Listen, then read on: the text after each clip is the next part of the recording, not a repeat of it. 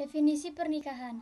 Secara etimologi, pernikahan atau perkawinan berasal dari bahasa Arab, yaitu kata al-nikah yang bermakna al-wat'i atau bersetubuh, al-damu wa al-tadakhul atau berkumpul masukan, dan al-aqd atau perjanjian.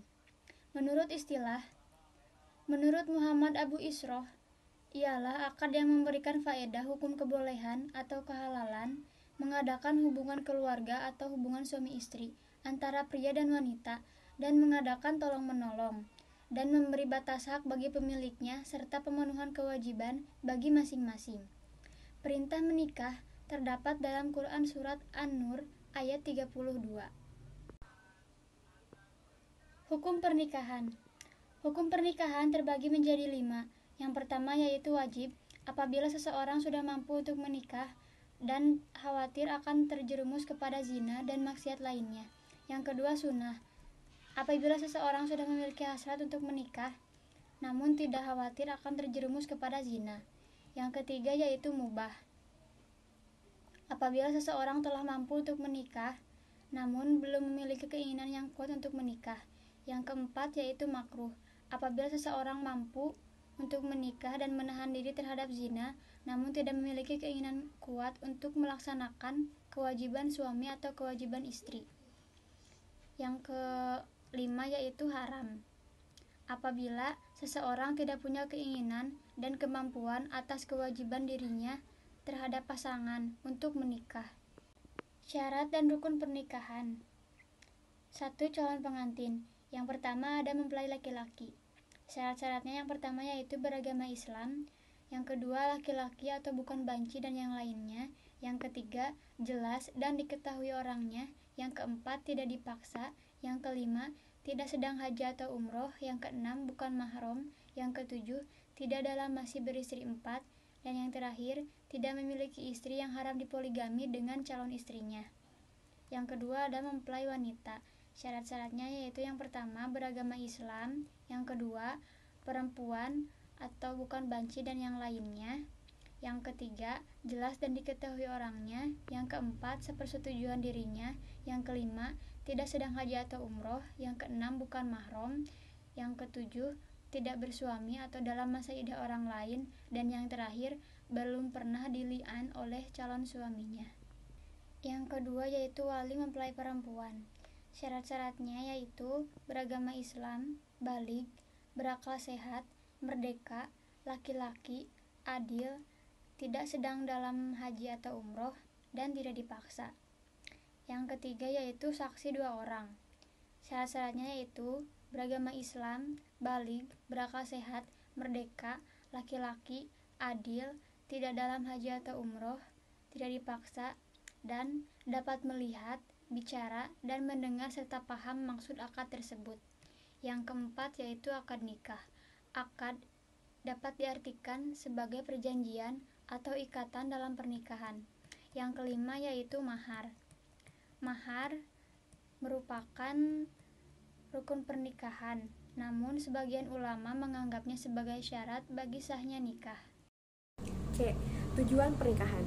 Secara yuridis, tujuan dari perkawinan termuat dalam pasal 1 Undang-Undang Nomor 1 Tahun 1974 yang berbunyi, perkawinan ialah ikatan lahir batin antara seorang pria dan seorang wanita sebagai suami istri. Sedangkan tujuan perkawinan adalah membentuk keluarga atau rumah tangga yang bahagia dan kekal berdasarkan ketuhanan yang Maha Esa. Adapun fungsi keluarga sakinah adalah yang pertama adalah fungsi individual. Nah, fungsi individual yang pertama itu adalah meningkatkan derajat manusia. Kemudian kita memperoleh ketenangan dan ketentraman jiwa. Kemudian akan mendorong kita dalam mencari nafkah yang halal. Dan yang terakhir adalah melanjutkan keturunan. Lalu fungsi yang kedua ialah fungsi sosial. Fungsi sosial ini adalah sebagai benteng moral bangsa dan sebagai lembaga pendidikan.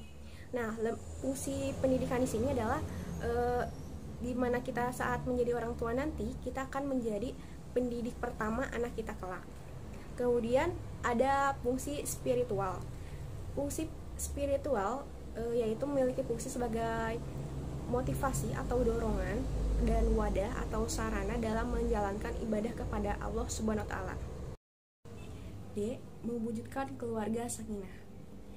Yang dimaksud dengan keluarga sakinah yakni adalah sebuah keluarga yang aman, damai, penuh kasih, dan dapat menyelesaikan permasalahan keluarga dengan baik, serta ditegakkan oleh pasangan suami istri yang sholih dan sholihah, yang selalu mengikuti syariat Allah dan selalu berpegang teguh kepada Al-Quran dan As-Sunnah.